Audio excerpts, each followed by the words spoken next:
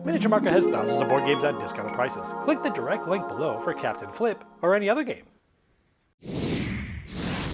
Hello my friends, today we're captains, aboarding our ship and putting our best crew members in certain spots on the ship, trying to get the most coins or doubloons. Today we're taking a look at Captain Flip.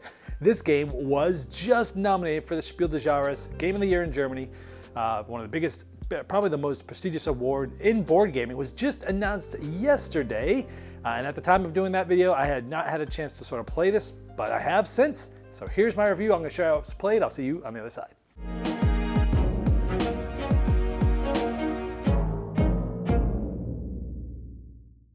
In Captain Flip, you're trying to have the most coins in the end of the game, and you're going to be doing this by placing and drawing different characters or crew people onto your pirate ship. And each of these have a different ability. Some of them trigger now, some of them trigger at the end of the game. Just go about how you do this. Now each player is going to grab an identical map or a ship to play for this game. There's actually 4 different ones you can use, but everyone uses the same one. There is a draw bag, and from this on your turn is very simple. You're going to draw a tile out of that bag, only look at one side, and you're going to decide, keep this and play it in the lowest place in any of the columns, which are all sort of like staggered and stuff like that, or I can flip it and then place it with the same rules. So I take this one, I say, okay, you know what, I'm going to place this one, something like right here. And what this one does is at the end of the game, if I have one of these, and for every column I have, I get more points. So if he's in one column, I get 1 point, all the way if they're in all the columns, I get 25 points. So then I get another one, right? So I draw, then it'd be the next player's turn. Comes around. So every time it's your turn, you're drawing and you're going, do I want this one? This one will get me 2 points at the end of the game for every cartographer pirate I get. I don't see any of those yet, so I'll press my luck and flip this over. Ooh, I got a gunner. Gunners are great because they get you $5 right now, but the trick is, if you have 3 or more gunners, with the bomb here, at the end of the game you lose. So it's a little bit pressure, like you get a ton of money, but you can't have 3 or more at the end of the game or you lose. So on my next turn, I draw this parrot. Do I want to keep it? Sure, let's keep it. I'm going to place it here. This allows me to immediately go again. But at the end of the game, it's going to make me pay a coin. So this one, let's say I pull this one, and I get this, and do I want to flip it? No, let's keep it. This one, I'll put this one like here for, say, the lowest one in this column. Now, this is a cartographer. Now, earlier we talked about a tile that gets you more for the cartographers that are there. But this one also allows you to take a map. There's a giant map piece, and you take it, and at the end of your turn, if you still have this map, you get a coin every time. Until someone else plays someone like that, then they'll take it from you. So maybe I draw this one, and it's like, yeah, you know what, I'll keep it, I'll put it here. This one says at the end of the game, I'll get 3 coins if there's no gunner with the bomb anywhere in this row or column. Well, that's great, because this is short, and that's kind of short. That'll be a good one. Maybe I draw again next turn, and I get this one. I go, well, I already have one of these. This is kind of already doing that, so let's flip it, right? Ooh, okay, great. I've got one of these. I'm going to put this here. This is 2 coins for every one of the cartographers I have. So, all right, so I got 2 coins. Not great right now, but, you know, it is what it is. Maybe I draw this one. I'm like, ooh, this is a good one to do. I'm going to put it here. This one, at the end of the game, gives me 4 coins if it's the highest one. And this column only has 1. Now, when you finish a column, sometimes there's bonuses. This one is pay a coin.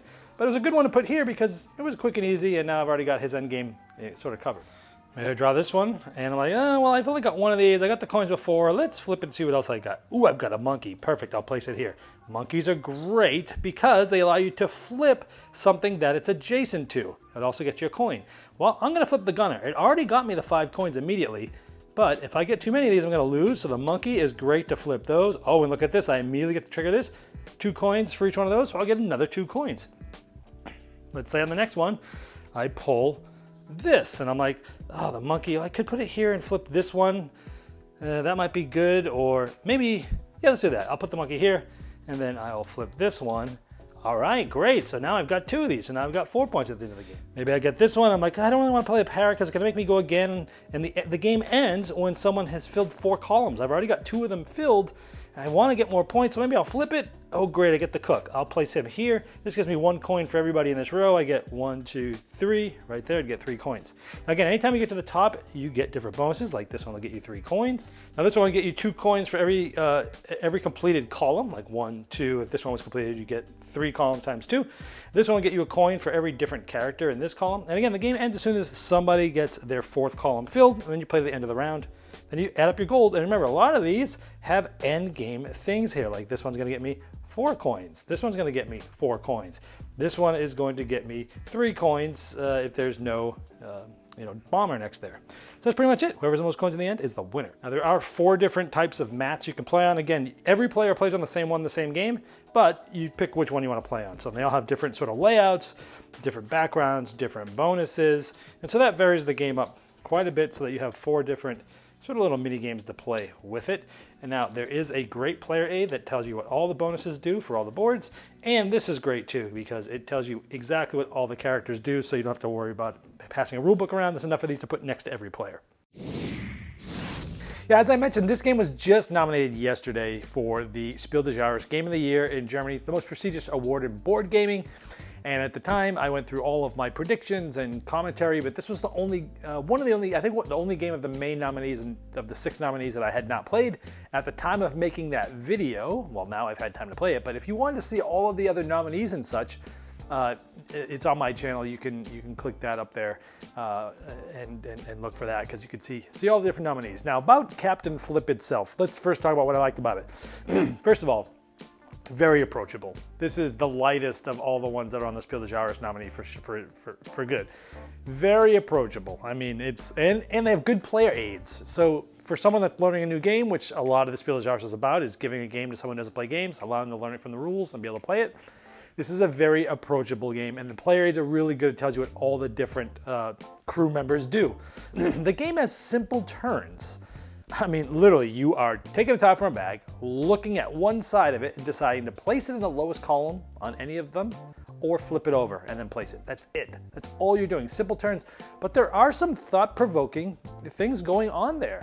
This is one of those games that you can play while chatting and hanging out with people and having a little bit of chat, but at the same time you're still paying attention to what you're doing, what's on your board. There's still just enough going on where you can have a good gaming experience, but at the same time still have a casual experience hanging out with your buddies as well. I like that there's 4 different boards. Each of them have sort of different ways they're set up, different bonuses. That will keep it fresh for a little while.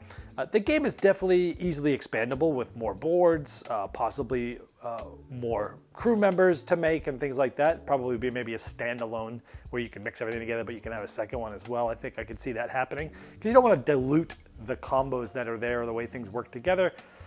So I could see that happening. The pressing your luck is just fun. You draw this tile and you're like, this one's okay, but I really would like this other one. I'm gonna flip it, and you're like, oh man, I don't have a great place for this one, right? And so it's that aspect of always questioning yourself, should I press my luck, gives this game sort of that special feeling where it kind of hooks you. And every turn you're like, oh, do I press my luck? Oh, do I press my luck? Worst thing is you get something that's not ideal, or you get a third or more gunner and you might not win the game, things like that. So it's definitely doing that. And flipping the tiles, the combos. So you've got like the monkey who allows you to flip things, and so you might have placed some things earlier, hoping to get some other things that combo with it, like the cartographers and stuff, and they might not be coming out for you. So then you use a monkey to flip them. Or even more fun is you've got like 3 gunners, and the gunners are so cool because they give you $5 right away, and money's the name of the game. But if you get 3 or more of them by the end of the game, you can't win. You lose. It's like a crazy press your luck. But you can get the monkeys and figure out ways to put them next to the gunners and flip them over. It's like, great, you got the $5 from them, and then you flip them over and they can't make you lose. That is just a fun combo to try to figure out for sure. And again, using those monkeys to flip things that you thought might happen, thought might combo with other things, but they don't. I like that you're trying to leave spaces open for specific characters. Like you might have every character filled in a row except one, and you're trying to slot that cook in there, or all of them except 2, and you're trying to play this game where you're trying to get that cook to go right where you want to go to get a full row of coins there. I always like it when players can impact when the game ends, and so this has that, because one of the end triggers is if 4 columns are full. And so you might be good. You might have had, hey, 2 gunners. You're not going to lose the game. You may have got a lot of combos going. You may feel like you have more money than everybody else, and you're going to be rushing to finish that last column. Maybe you get the parrot. The parrot allows you to go again. I'm going to place on this last column. I'm trying to fill my 4th column up to try to end the game when I think I am winning, or vice versa. If you think other players are winning, or you have 3 or more gunners and you still need a monkey to flip one of those over, you're going to like slow play it and move things around the bottom that might not be ideal scoring wise, but it won't matter if you finish with 3 gunners because you're going to lose. So, the timing of when the game ends, whenever players have agency on that, I really like that, especially in a simple game like this. It just worked really well. As I was playing this, I was like, man, this game reminds me of a game called the Fairy Tale Inn, where it's almost like a Connect 4 board and you're dropping these tiles in and they do different things depending on where they are in the grid. And I'm like, wow, simple characters, feels like this, but on a 2-dimensional board. And sure enough, I look up the designers of this. Paulo More is one of them. He's an amazing designer. And I apologize, I'm not as familiar with the other designer of this game. But those two were the ones that designed Fairy Tale Inn, which by the way is still for sale, at least in North America. If this looks interesting to you, Fairy Tale Inn is another sort of twist on this mechanism, but it's a 2-player only game. It has a lot of the similarities to this. So if you've played Captain Flip and you like it, Fairy Tale Inn is another one. Or if you've played Fairy Tale Inn, this is one that's similar but yet very different too at the same time that does that. So interesting. It kind of feels like Fairy Tale Inn, but a multiplayer version of it. Overall, I really enjoyed the game. Let me talk about some of the things that I think could be improved. Number one, there's a lot of tiles in the game. Often when you get tiles like this and you put them in a bag, the bag's not quite big enough. Sure, it's big enough to hold the tiles, but is it big enough to stick your hand in there and shuffle them up and stuff like that? Not really. I would have liked to have seen a little bit bigger bag. Of course, they're trying to keep this game at a certain price point, so maybe they couldn't have done that, but it would have been nice to have a little bit bigger bag, a little bit more room to actually shuffle the tiles in there, as opposed to just like, a little bigger bag would have been nice. Also, I feel like the game, you're going to get a handful of plays. I would say probably 10 to 15 plays of this, which, hey, at that point, you've probably gotten your money's worth, right? But I feel like it's going to need an expansion or a second standalone version that you can mix with this in any way you want, in certain ways, to stay fresh over many, many, many, many plays. Now, these days, lots of gamers don't even play games that much, so that might not be a big deal to you, but I think over the course of time, if you play the game a lot, you're going to want an expansion or a standalone expansion to mix with this. But overall, the game's fantastic. I really enjoy it. Now, again, yesterday I did the whole Spiel Des Jahres predictions and commentary, and you can go to that video and see what I said. I hadn't played this one yet, so I couldn't comment on it, but now I can. I'm very impressed with this game. In fact, not just because the other 2 Spiel ones I didn't think were like real big winners, and you can go see that video as to why. This one, the Spiel des Jahres has been going lighter and lighter lately, and this one feels like it could win now that I've played this. Like, it's very easy, it's very approachable, anyone can learn it, but yet it has this hook. The game, when you play it, it kind of grabs you. It has this special feeling that the other ones I felt like didn't have.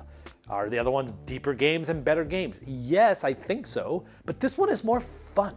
And this one just has that special feeling about it that the other ones didn't. So, with everything I've said yesterday, it would not surprise me if this one won. And I could see why.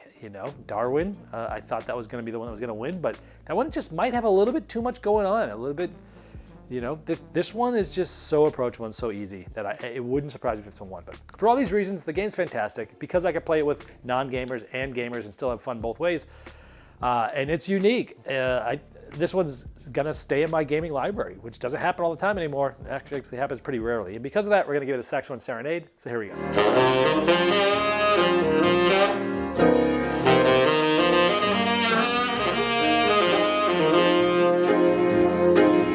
Game Toppers upgrades every game you play, and they'll be launching the 4.5 Kickstarter this July, which will introduce the new Galactic Minecraft Game Topper, as well as new miniature game terrain packs, leg kit options, dining covers, accessories, and amazing package deals.